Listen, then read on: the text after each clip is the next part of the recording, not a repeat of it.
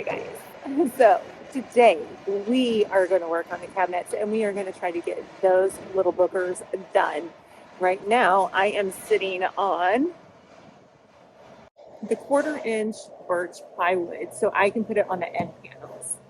So now I'm just waiting for Joe to pull up the car so we can load up the plywood and get it home.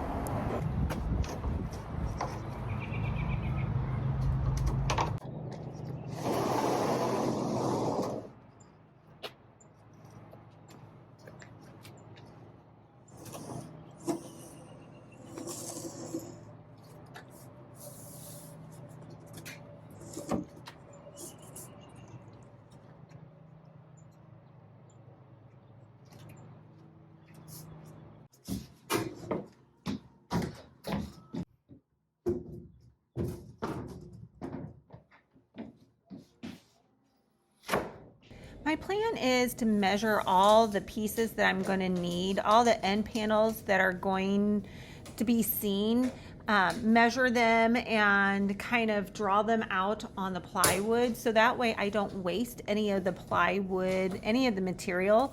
It's still kind of expensive in my area, so I want to show you that you can build or get something custom built on a budget. I don't have a strict budget, but I am trying to do this low cost. 1, 2, 3 of those.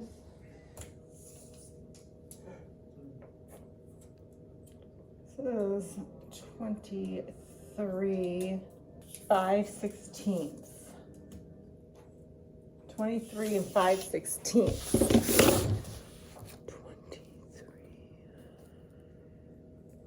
23 and 5/16, and then the length. And the length.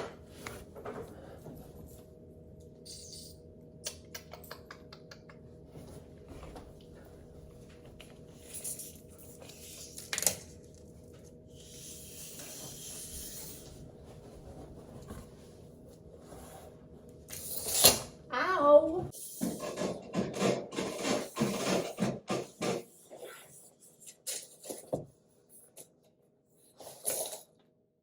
Don't. 4 inches. 84 inches. Ow. That hurt. Okay. 84 inches length.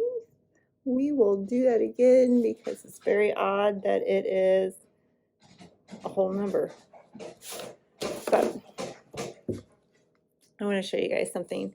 You guys know how horrible I am at measuring, so my husband gave me this measuring tape for Christmas. You see how it has all the fractions in there?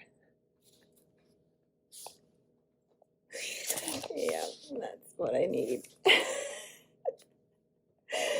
Anyway, I think I got all the measurements for the end panels.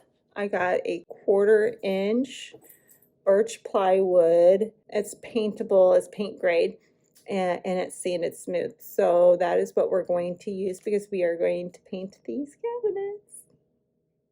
I bet you can't tell what color I'm going to paint it. And if you do, comment down below. I want to see who all knows me or not. But yeah, comment down below of what color you think I'm going to paint it, and then tell me what color you would paint it if it was in your own home. Why not? I think that would be fun. A little game.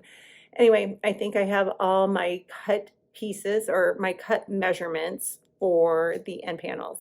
I think I will put it on before I level them, before I permanently install them and level them. So then that is all done. And then once they're in place and screwed in, then we can just move on to painting, a quick sand and painting. So let's cut all our pieces of wood, of the plywood, and let's attach them. We'll do this, the big one, and I'll do one side of each of the lower cabinets. And then you're planning to do a patch out of what you have left for the other inside. So total, I need 3 34-inch and a half by 23 and a half total for the bases. And then I need 1 84 by 23 and 5/16. Then I need 2 wall cabinets. That's all I need. Unfortunately, the piece of plywood that I picked up was bowed. Learn from my mistake. Try to get as flat as possible. I don't know what I was thinking. So right now in the interim, I'm just trying to put some heavy objects on it to kind of help it flatten out a little bit. Think I got it.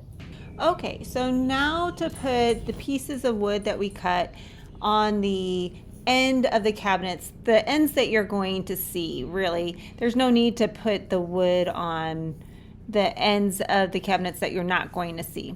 I use my hands for everything, guys. I'm sorry. I'm using wood glue. Any wood glue would work. And you see me kind of smoothing it out. It's because these pieces of wood are slightly bowed. So I want double the protection. So I'm going to put a layer of glue on. I'm going to smooth it out. I'm later going to come back and brad nail these all in to make all these pieces of wood nice and secure. But for now, I need to get that slight curve out. So I'm going to glue and I'm going to put these clamps on the side to clamp it in place. And I'm going to put some weight on top of it. Side note, I got these clamps from Harbor Freight. I just love them. They are the best little clamps, especially if you do a lot of furniture refinishing like I do. These clamps really come in handy. I just got them at Harbor Freight. There's all kinds of sizes. I love them. I use them for almost everything.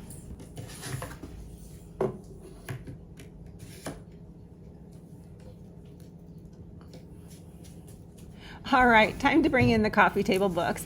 I got all of these coffee table books from Home Goods.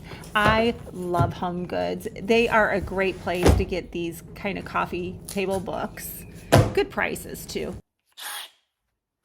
It is my intention to replace this wall grill.